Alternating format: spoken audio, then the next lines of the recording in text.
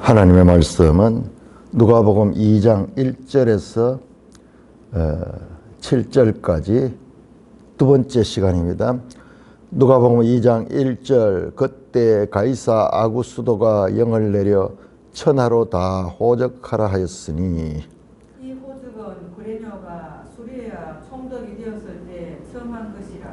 모든 사람이 호적하러 각각 고향으로 돌아가매 요셉도 다윗의 집 족속이므로 갈릴리 나사렛 동네에서 유대를 향하여 베들레헴이라 하는 다윗의 동네로 그 약혼한 마리아와 함께 호적하러 올라가니 마리아가 이미 잉태하였더라.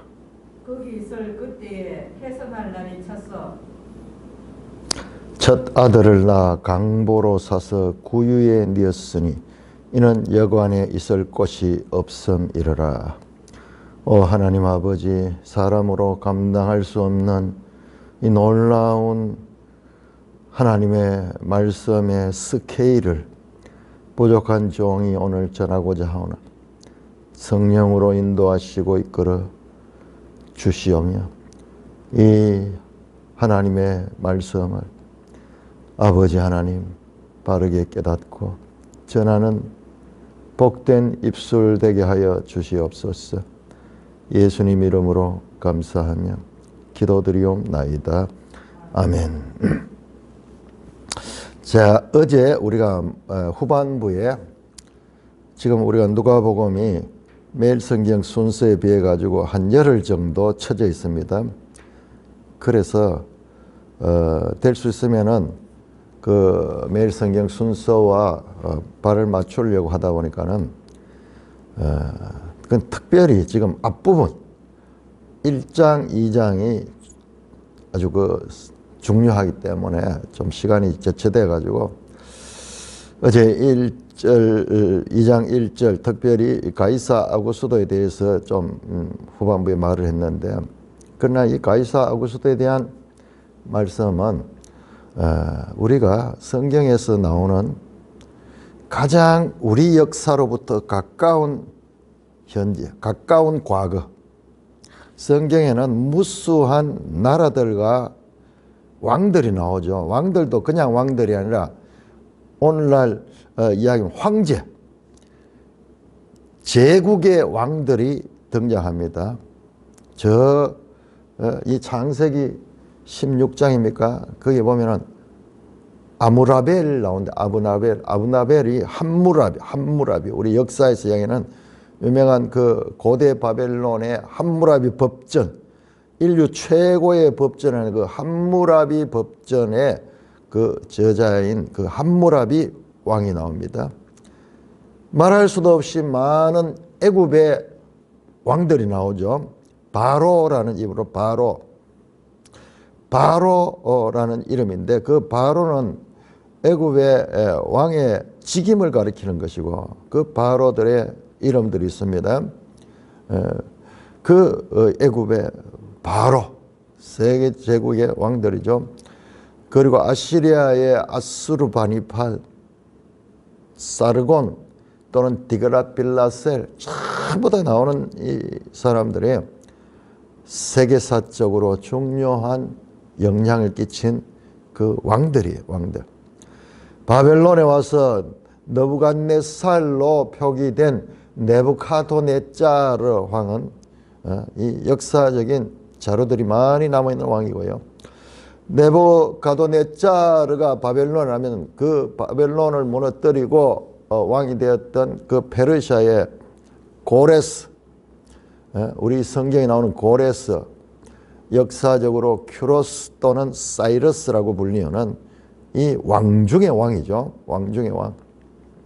뿐만 아니라 이름은 등장하지 않지만 분명히 그가 알렉산더인 것을 알 수 있는 다니엘 8장에 그 뿔가진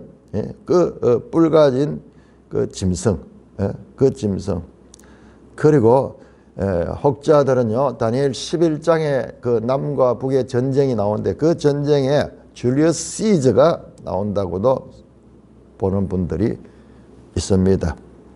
알렉산드로스나 시저 같은 분들은 참으로 이 오늘날도 많이 알려진 그런 인물이죠. 그런데 오늘 우리 본문에 등장하는 가이사 아우구스투스 황제, 어제 잠깐 말씀드렸죠.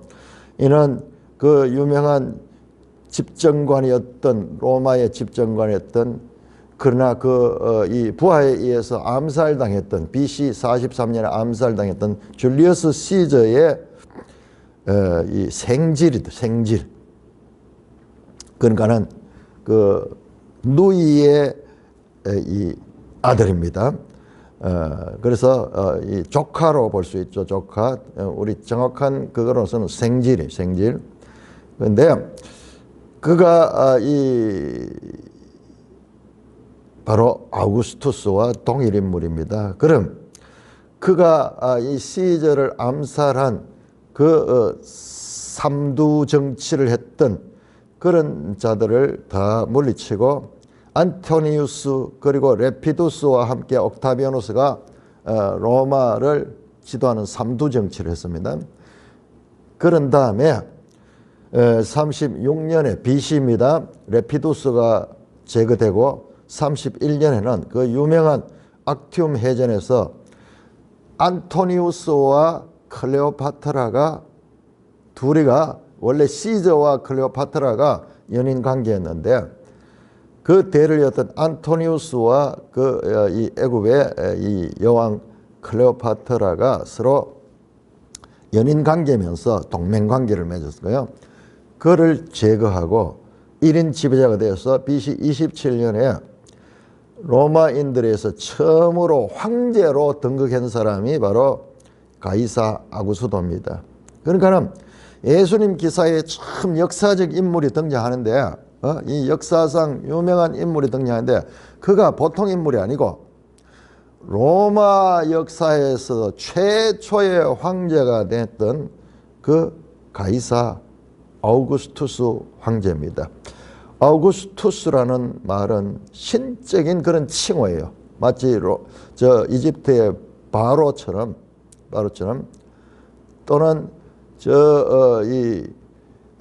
이 아수르나 이런 쪽에도 그런 칭호들이 있습니다. 그처럼 이 왕의 이 칭호인데 존엄한 자, 존귀한 자, 아우구스투스 라고 말하는 자입니다. 자, 우리 지도에서도 이 배경에 대해서 특별히 로마는 성경 기록에서 가장 가까운 과거죠. 오늘날 우리들이 볼 때도 가장 가까운 과거예요. 그리고 우리에게는 이 로마에 대한 영화라든지 소설이라든지 뭐 자료들이 많이 남아서 전해졌습니다. 특별히 우리 세대는요. 참 영화가 이 한국에 들어올 때 미국 영화들이 오는데 미국 영화들이 많은 영화들이 성경 배경을 가진 영화예요. 십계, 모세, 그리고 소돔과 고모라, 그다음에 이 성의라는 뭐 그런 영화도 전부 그거 왕중왕 뭐 전부 그런 영화예요. 그래서 이 클레오파트라 뭐 그런 영화도 나왔죠. 그 배경이 지금 이 배경과 연결이 됩니다.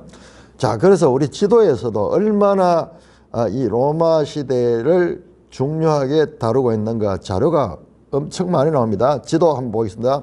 264쪽 264쪽에 보시면은 초기 로마의 그 지도가 나옵니다. 우리처럼 반도로 되어 있죠. 초기 로마가 등장합니다. BC 한 1000년경 출발했다고 생각이 되고 구체적으로는 700년, BC 750년경 아주 조그마한 부족 국가로 이 로마의 이 자리를 잡았던 나라가 로마입니다. 로마는 한 도시 이름이에요. 도시 이름인데 그것을 중심으로 일어났던 것입니다. 자, 그런 가운데서 점점 성장하면서 자 266쪽을 보세요. 266쪽을 보시면 BC 3세기와 2세기의 로마 팽창, 이때가 언제입니까? 이때가 그리스가 세계를 지배할 때고 그 다음에 이 유다 나라는 이 그리스의 지배를 받고 있을 때고, 잠시 이때 그 독립을 했던 적에서 한 100년 정도 이 마카비 이 혁명을 통해 가지고 하스모니아 왕조라고 유다 나라의 이 독립 기간이 있었습니다만은, 로마는 점점 팽창해 갑니다. 마치 어린 아이가 자라서 어른이 돼 가지고 이 세력을 가지듯이, 계시록 11장입니까? 거기 보면은 새끼 양 같은 것들이 나가지고, 처음에는 양같이 온순하다 점점 커가지고 용처럼 변하듯이 로마는 성장합니다. 자, 268쪽 보세요. BC 1세기 되는 로마가 이렇게 크게 자라고 있습니다. 자, 말씀드렸던 268쪽에 보세요. 거기 말풍선, 네모된 말풍선 안에 줄리우스 카이사르가 암살됐다 하는 게 나오죠. BC 44년. 그 다음에 우측편, 좌측편 위에 보시면은 갈리아의 줄리우스 카이사르가 갈리아를 정복했다. BC 58년에서 51년. 이 갈리아를 정복하고 줄리우스 카이사르가 가장 막강한 힘을 가지는 로마의 지도자로 자리를 잡습니다. 자, 269쪽에도 폼페이우스라는 인물이 아주 중요한데, 이 줄리우스 시저와 폼페이우스가 서로 용호 상박의 세력을 가지고 있었다가, 줄리우스 시저가 이 폼페이우스를 누르고 1인 집정관으로서 세력을 가집니다. 그러다가 이 암살을 BC 43년에 암살을 당합니다. 자, 270쪽 보세요. 얼마나 자세히 나오는가. 270쪽 보세요. 로마 역사의 중요한 사건 및 인물. 다 알면은 좋겠지만은, 자, 거기 중간쯤 보시면은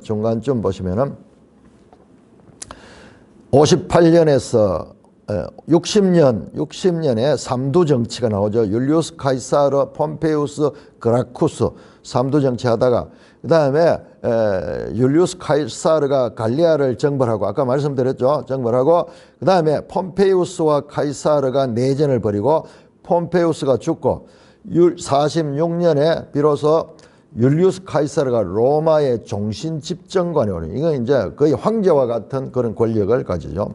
그러니까 로마에서는 정치 체제가 1인 독재가 되지 않도록 계속 권력을 나누어 가지도록 그런 제도를 만들었어요. 그런데 이제 힘이 한쪽으로 이제 쏠리면서 로마의 종신 집정관, 참 이 황제라는 명칭은 없지만은 사실상 황제와 같은 집권을 했습니다. 그 다음 BC 44년에 율리우스 카이사르가 원로원 보수판에 의해서 암살당했죠. 힘이 한 사람한테 넘어가니까는 그 원로원, 오늘날 국회가 같은 거예요. 국회에 해가지고 암살을 당하게 됩니다. 오늘 우리나라에 국회가 지금 대통령을 탄핵하려고 이렇게 대통령을 공격하는 것과 그런 정치적 구조입니다. 자, 그 다음에 보세요. 42년에 카이사르의 종손인 옥타비아누스가 카이사르의 암살범들을 숙청한, 옥타비아누스가 원로원의 그 보수파 카이사르를 죽였던 그 자들을 숙청을 합니다. 그 다음에 42년, 31년 최고 권력자 자리를 놓고 옥타비아누스와 안토니우스 내전이 벌어지고, 그 다음에 이 옥타비아누스가 안토니우스와 로마의 패권을 놓고 격돌한다. 그러니까는 서쪽 로마가 지배하는 서방은 옥타비아누스가 세력을 가졌고, 그 다음에 동쪽이 어디냐? 이 동쪽이 바로 이스라엘 있는 이쪽입니다. 이쪽과 그 다음에 이 애굽 이쪽. 그러니까 로마로부터 멀리 떨어져, 로마를 포함하고 있는 것이 옥타비아누스고, 로마로부터 떨어져 있던 그 장군이 안토니우스예요. 그 둘이가 격돌해서 31년에 옥타비아누스가 안토니우스 클레오파트라 연합군을 그리스 해안의 앙티움에서 격파한다. 유명한 우리 영화가 그 클레오파트라는 영화인데 거기 보면은 우리가 어린 시절에 그 바다에서 배들끼리 막 불화살을 쏘면서 전쟁하는 내용인데 그게 이 배경이 이 배경. 그 다음에 BC 27년 옥타비아누스께 아우구스트라는 경칭이 부여한 로마 제정시대가 돼요. 로마가 제국의 황제가 다스리는 그런 나라로 자리를 잡았다는 것입니다. 자, 271쪽 보시오. 자, 그래서 최초의 황제가 카이사르 아우구스투스, 갈로에서 옥타비아누스. 그러니까 우리 지금 이 누가복음 2장 1절의 인물이 바로 이 인물입니다. 이 인물. 자, 그때 예수님이 탄생한 신약의 주요 사건 보세요. 예수님이 탄생하고 헤롯 대왕이 죽고 왕국이 분열되는 바로 예수님이 탄생한 예수님이 이 땅에 올 적에 로마의 황제, 즉 왕 중의 왕 옥타비아누스와 이 권력의 정점에 있을 때 그때 가이사라 아우구스트가 이 권력의 정점에 있을 때 세계 최강의 이 권력자가 정점에 있는 그 황제 시대에 예수님이 이 땅에 들어오셨다는 거예요. 그 다음에 두 번째 보세요. 티베리우스 나오죠. 티베리우스. 여러분 3장 누가복음 3장 1절 한번 보세요. 누가복음 3장 1절을 보면은 디베료 황제가 통치한 지 15해 나오죠. 그 디베료 황제가 바로 이 티베리우스 황제입니다. 그러니까는 지금 누가의 기록은 얼마나 역사적 사실성을 가지고 있는가를 알아요. 누가는 일종의 역사가. 그래서 세계사적인 그 전개와 그리고 성경의 배경이요. 성경의 배경이 이 로마와 연결이 되어 있잖아요. 그래서 성경은 항상 보면은 세계사의 변방이 아니고 세계사의 중심에 지금 이 성경의 내용이 있다. 앞에 나왔던 아수르, 바벨론, 이 페르시아, 그리스, 로마 이런 것과 연결이 되어서 전개되고 있다는 것을 알 수가 있습니다. 이 티베리우스 시대에 예수님이 공생애를 가지고 예수님이 돌아가신 것도 바로 이 티베리우스 시대입니다. 그의 통치시가 AD 14년에서 37년이죠.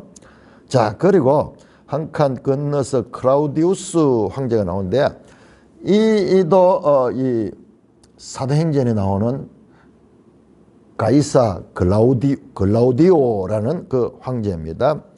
자, 그래서 뒤에 나오는 그 밑에 베스파시누스, 티투스, 특별히 티투스는 예루살렘을 멸망시켰던 그런 이 장군이며 황제가 됐던 인물입니다. 이렇게 중요한 그 인물들 역사가 나옵니다. 자, 274쪽을 봅니다. 274쪽.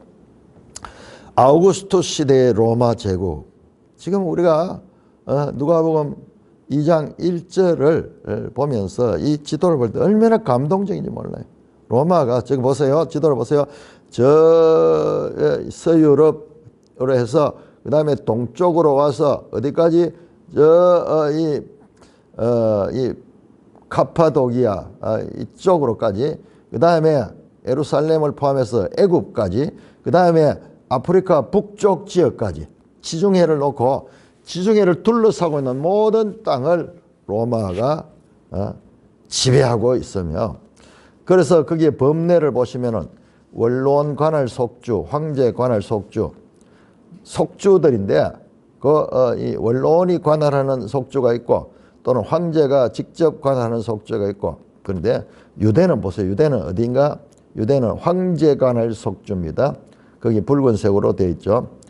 자, 이런 배경을 역사적 배경을 가지고 있다. 자, 276쪽을 봅니다. 276. 자, 그런 배경 가운데 로마가 팔레스타인을 통치를 했죠. 그 통치하는 그 내용. 그러니까 이런 역사적 사실적 배경이 누가복음 2장 1절 아래에 깔려 있다는 것을 우리가 알아야 됩니다. 그만큼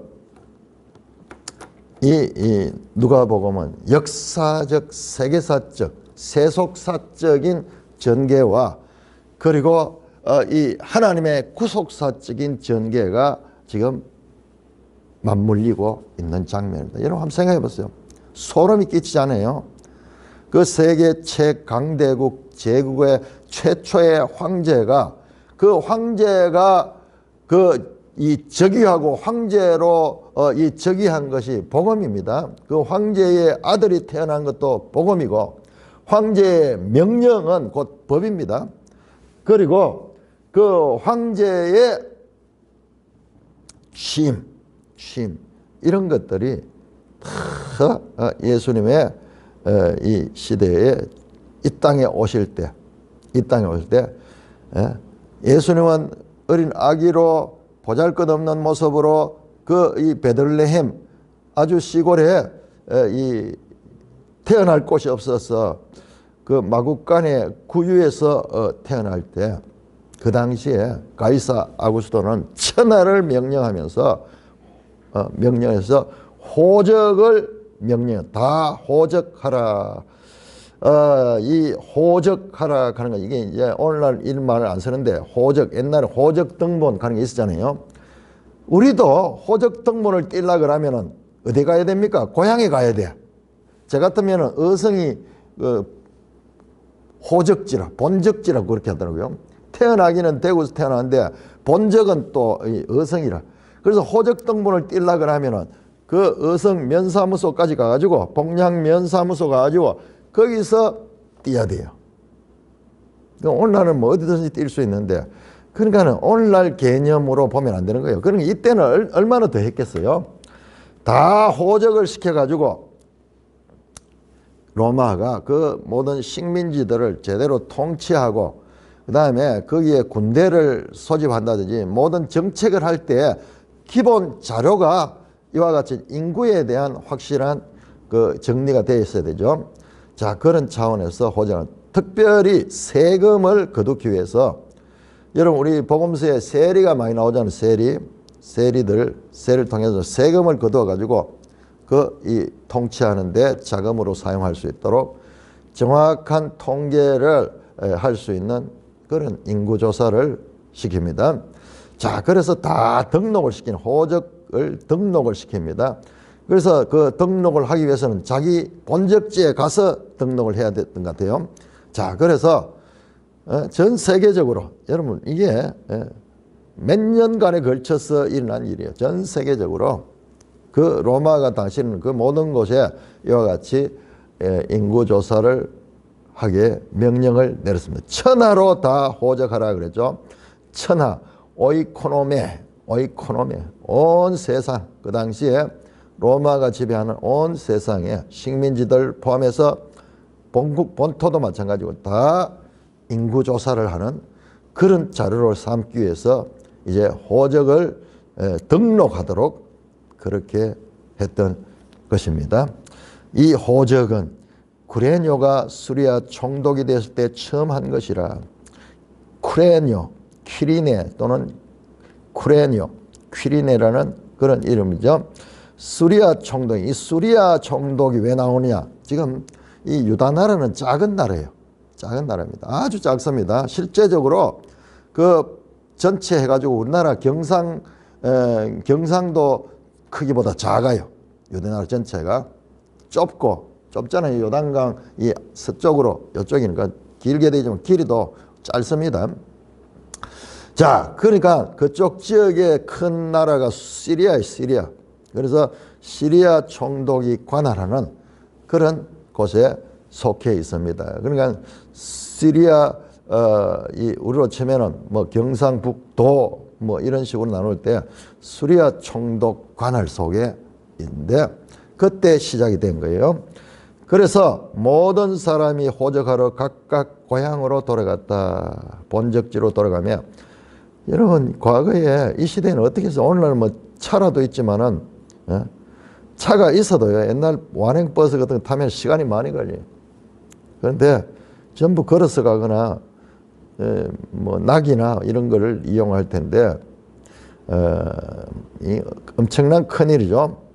자, 요셉도 이 명령에, 황제의 명령에 따라 가지고 이 호적하러 가는데, 요셉이 다윗집 속속이다. 그러니까 유다집한 거예요. 유다집합. 그리고 갈릴리 나사렛 동네에 살고 있어요. 그러니까는 우리가 여호수아하면서 지파 개념을 봤잖아요. 지파가 딱 땅이 분할됐죠. 그런데 시간이 지나면서 이 개념이 의미가 없어요. 다 섞여 살잖아요. 지금 유다 지파가 유다 지역에 살지 않고 어디 갈릴리, 납달리 지파, 스불론 지파 뭐 이런 사람들에게 분배된 땅에 살고 있잖아요. 그래서 땅 분배 그 자체는 하나의 이 모형적인 의미가 강하지, 실제로 그 지파들이 그 땅에서 계속 살고 이랬던 것은 볼 수 없습니다.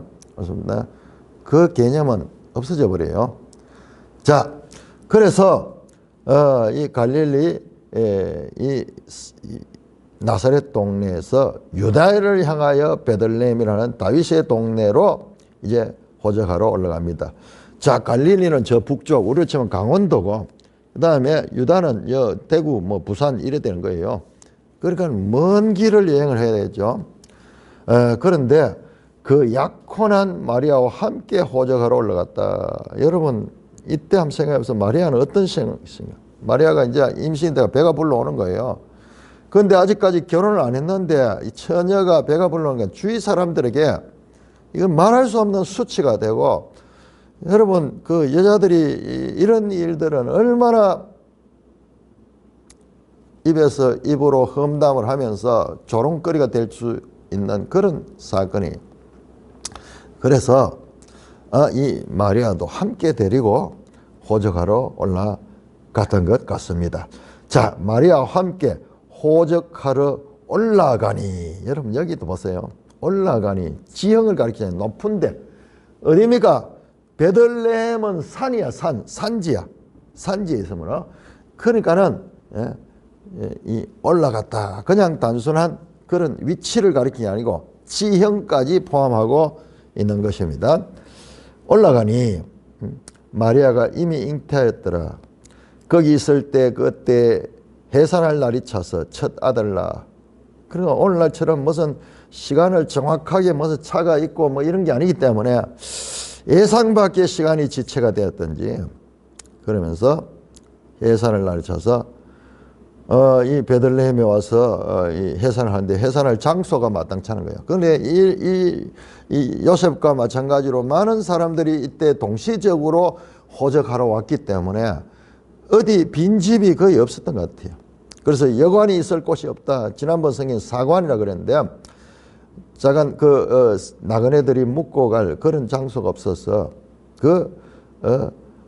이 구유의 니옥이 되는 그 어느 집에 마구간에, 그 구유는 여물통입니다.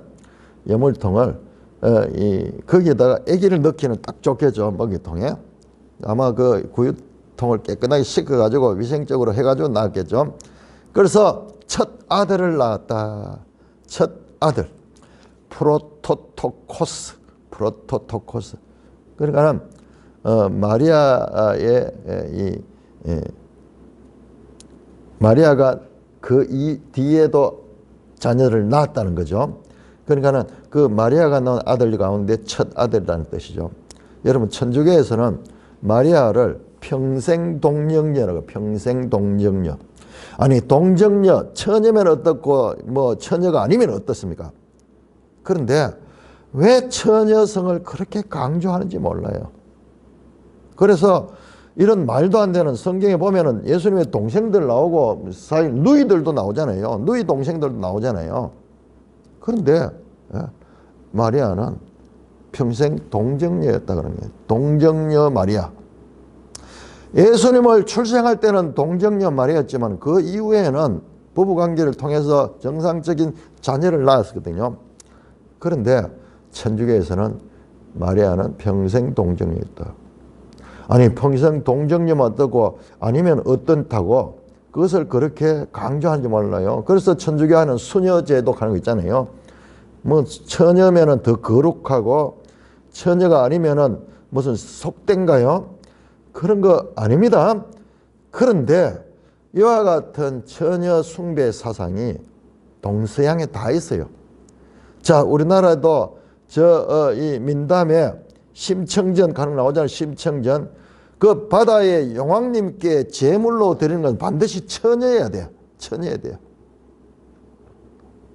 다음에 이 로마도 마찬가지고 이 당시에 그 유럽에서도 그런 처녀 신을 숭배하는, 여러분 그리스의 유명한 신전, 가장 유명한 신전 파르테논 신전이잖아요.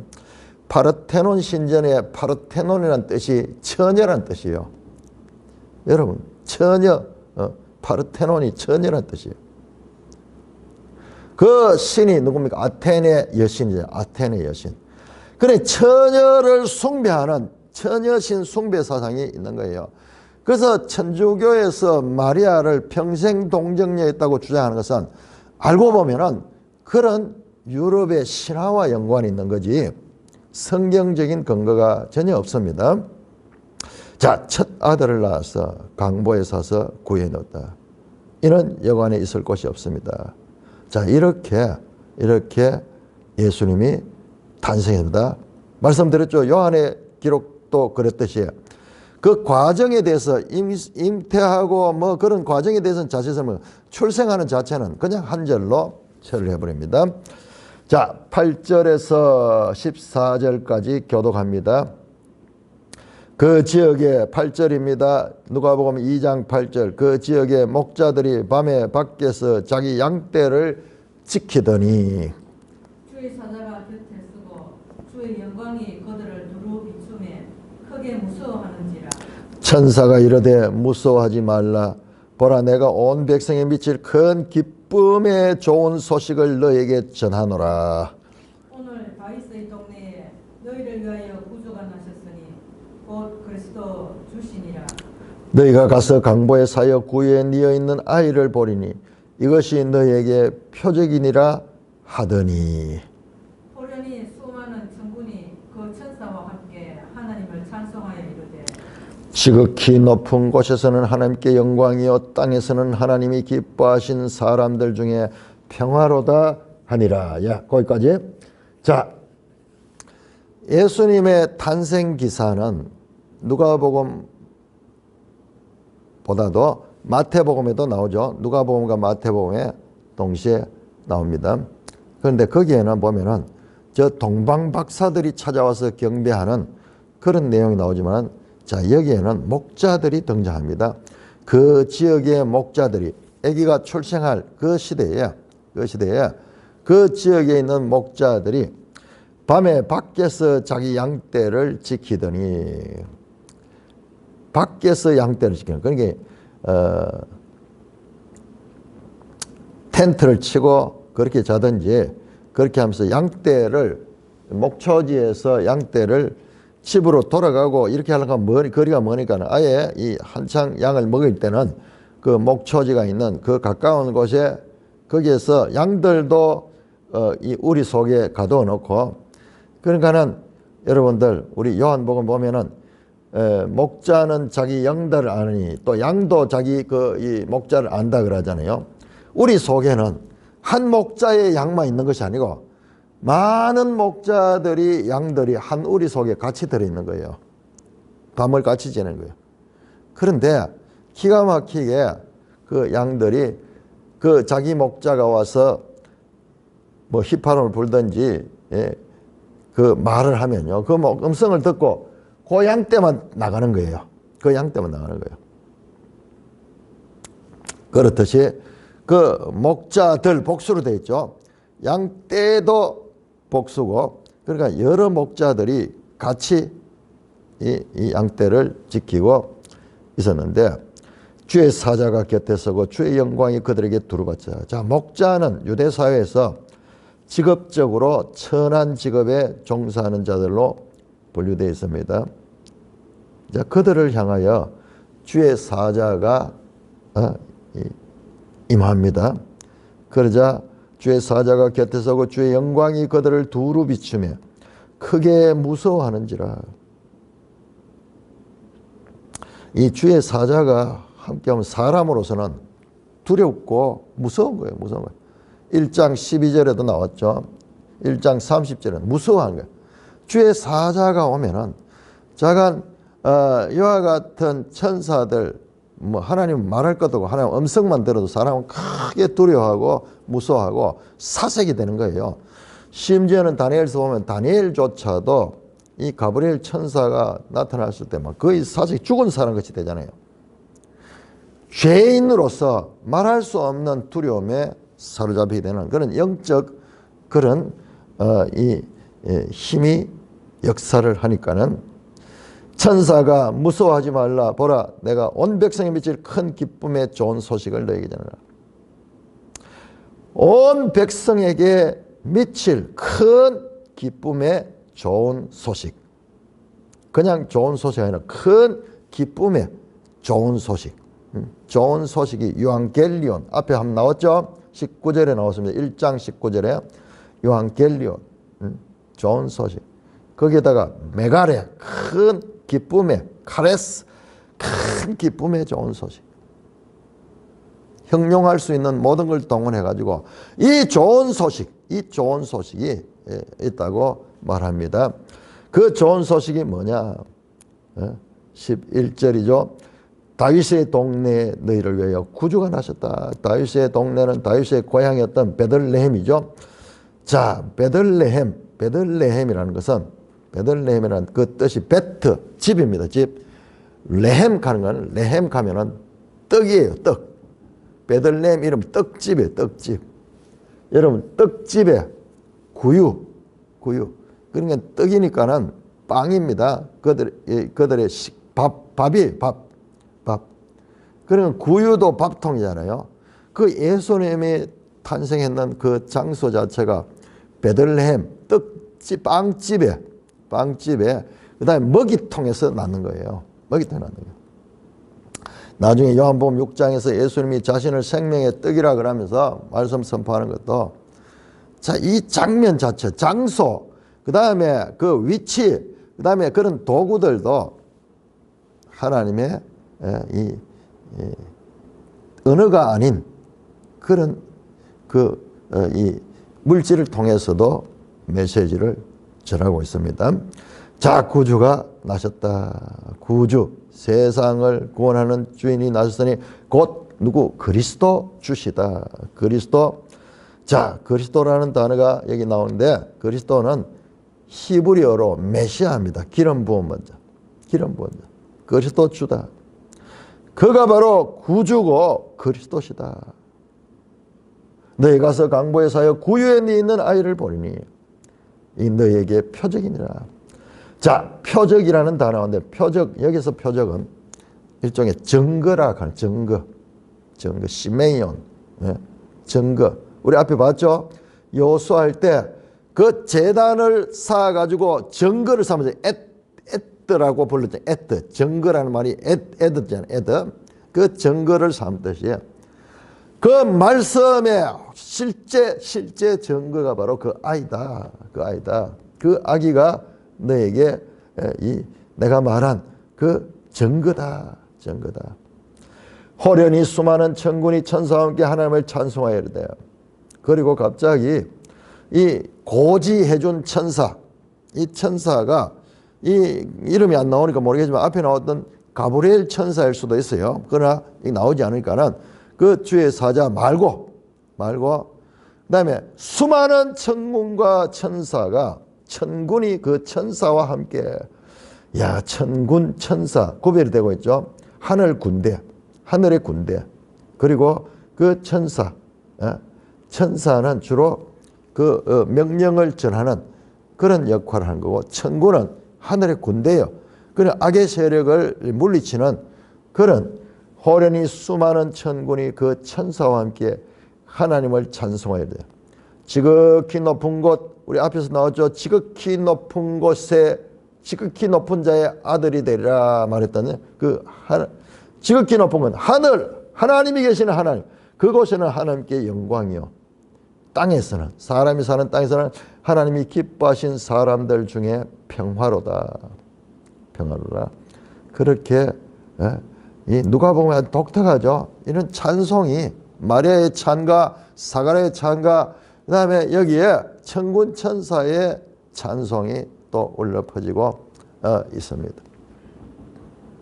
15절입니다. 15절에서 20절까지 교독합니다. 누가복음 2장 15절 천사들이 떠나 하늘로 올라가니 목자가 서로 말하되 이제 베들레헴으로 가서 주께서 우리에게 알리신 바 이 이루어진 일을 보자 하고 빨리 가서 마리아와 요셉과 그 위에 누인 아기를 찾아서 보고 천사가 자기들에게 이 아기에 대하여 말한 것을 전하니 듣는 자가 다 목자들이 그들에게 말한 것들을 놀랍게 여기되 마리아는 이 모든 말을 마음에 새기어 생각하니라. 목자들은 자기들에게 이르던 바와 같이 듣고 본 그 모든 것으로 인하여 하나님께 영광을 돌리고 찬송하며 가니라. 자, 이렇게 목자들이 이 양떼를 지키다가 그 목초지에서 그곳에 주의 사자가 왔죠.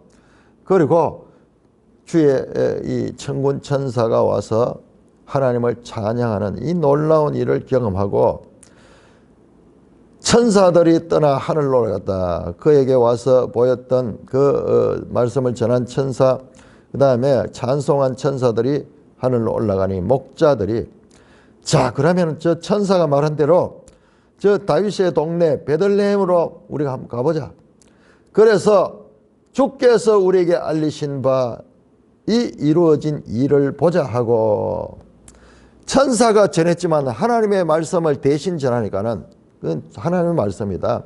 주께서 우리에게 알리신 바 이 이루어진 일, 큰 기쁨의 좋은 소식이죠. 다윗의 동네 구주가 났다는 이 일을 우리가 확인하자 하고 빨리 가서 마리아와 요셉과 구에 누인 아기를 찾아서 베들레헴이 아마 작은 시골이지만은 그래도 어떻게 가자마자 그걸 찾을 수 있겠어요?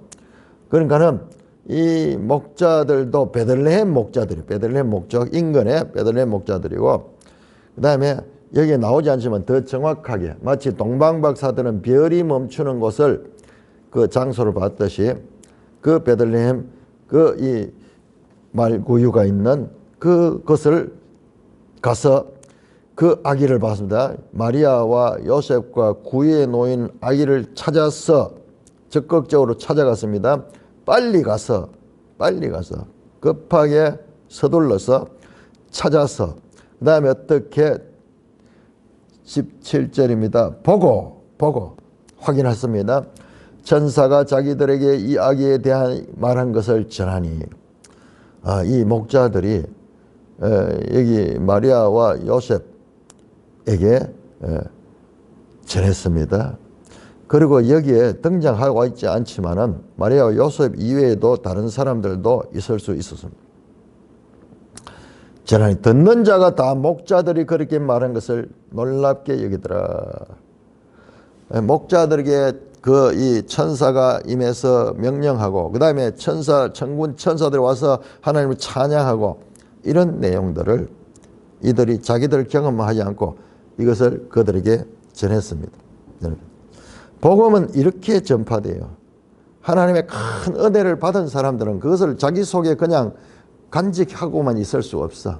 이것을 빨리 가서 그리고 전하는 그런 모습을 봅니다. 그러자 마리아는 사람들이 다 놀랍게 여기고 마리아는 이 모든 말을 마음에 새기어 생각하니라. 마리아는 자신이 가브리엘 천사로부터 수태고지를 받았죠. 그렇듯이 이 사건도 그의 연속되는 개념이 놀라기보다는 하나님의 은혜대로 말씀대로 되었구나. 그러면서 이 모든 말을 마음에 새기어 생각했다. 지금 이런 표현이요. 1장 66절에 나왔고 뒤에 이제 2장 51절에 나옵니다. 이 말씀을 마음에 새기고 그 마음에 간직하는 자가 있고 말씀을 듣고 그냥 흘려버리는 자가 있고 그러나 마리아는 그것을 생각에 새겼다. 목자들은 자기들에게 이르던 바와 같이 듣고 본 그 모든 것으로 인하여 하나님께 영광을 돌리고 찬송하며 돌아가더라. 이 목자들이 자기들이 듣고 본 모든 것들, 그날 밤에 놀라운 경험을 했죠. 그리고 이 아기까지 봤죠. 이 모든 일을 인하여 하나님께 영광을 돌리고 찬송하며 돌아갔다. 자, 2장 21절에서 24절까지 교독합니다. 2장 21절. 할례할 8일이 되매 그 이름을 예수라 하니 곧 잉태하기 전에 천사가 일컬은 바라. 모세 율법대로 정결 예식의 날이 참에 아기를 데리고 예루살렘에 올라가니 이는 주의 율법에 선바 첫 해에서 처음 난 남자마다 주의 거룩한 자라 하리라 한 대로 아기를 죽게 드리고 또 주의 율법에 말씀하신 대로 산비둘기 한 쌍이나 혹은 집비둘기 둘러 제사하려 함이더라. 자, 할례할 8일이 되매 앞에서 1장 59절에서 요한이 8일 만에 할례한 내용과 평행을 이루죠. 예수님도 할례를 했습니다. 그리고 요한도 그 할례를 하면서 그 이름을 지었는데 동일하게 이름을 예수라 했다. 왜? 이 예수라는 것도 천사가 미리 이름을 줬잖아요. 요한도 마찬가지였죠. 요한도 천사가 사가랴에게 이름을 요한이라 하라 그렇게 했죠. 지금 동일하게 요한 기사와 평행을 이루면서 자, 할례를 했고요. 모세의 법대로 정결 예식의 날이 참에 자, 21절과 22절은 시간 차이가 있습니다. 잘못 읽으면 이 8일에 일어난 일로 생각하는데 시간 차이가 있습니다. 할례할 8일은 아기만 할례를 받는 날이에요. 그런데 22절은 모세의 법대로 정결 예식의 날. 이것은 남자아이는 태어난 지 40일이 지나면 예루살렘 성전에 들어가서 제사를 드는 거예요. 레위기 12장 2절에서 6절에 나옵니다. 남자 아기 가운데 처음 태어난 남자 아기는 40일이 지난 후에 아기를 성전에 데려가고 그 아기를 위한 제사를 드리게 합니다. 그래서 레위기 12장 2절에서 6절을 보면은 일반적으로 제사를 드릴 때 제물이 뭐냐? 그럼 제물이 어린 양이에요. 1년 된 어린 양을 드려야 되는데 자, 그런데 24절입니다. 또 주의 율법에 말씀하신 대로 산비둘기 한 쌍 혹은 어린 집비둘기 둘로 제사하려 함이라. 그런데 레위기 12장 6절에 보면은 1년 된 어린 양으로 바칠 형편이 안 되는 사람은 산비둘기, 집비둘기를 이렇게 제사로 드릴 수가 있습니다. 그것을 보면은 이 마리아나 이 요셉이나 생활 형편이 어려웠던 것 같아요. 아들을 위해서 할 때는 대체로 제일 좋은 것들을 좀 무리해서도 하게 되는데 자, 여기에서는 그렇게 하지 않고 비둘기와 산비둘기, 집비둘기로 제물을 삼고 있습니다. 자, 여기 보세요. 방금 읽었던 그 본문의 할례할 8일 이게 뭡니까? 모세의 법이죠. 모세의 법을 따르야 되죠. 그 다음에 22절 모세의 법대로 정결하는 예식의 날. 그 다음에 24절에 주의 율법에 말씀하신 대로 제물을 바치는 것도 율법. 자, 예수 그리스도는 이 땅에 올 때 어떻게 율법대로 오셨다. 율법대로. 할례도 율법대로 받았고 그 다음에 정결 예식도 율법대로 받았고 제물도 율법대로 주었다. 그러므로 예수님은 갈라디아 4장 4절에 사도 바울이 했던 때가 참에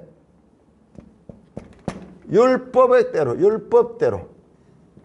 율법 아래 나시고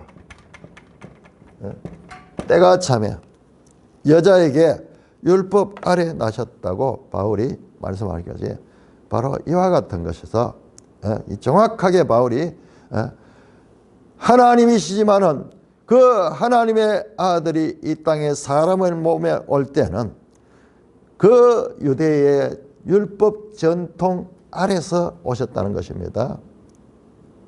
이것도 사람의 몸을 입고 오는 성육신도 하나님의 구원의 하나의 이 법이고요. 법이고 그렇게 와야만 돼요.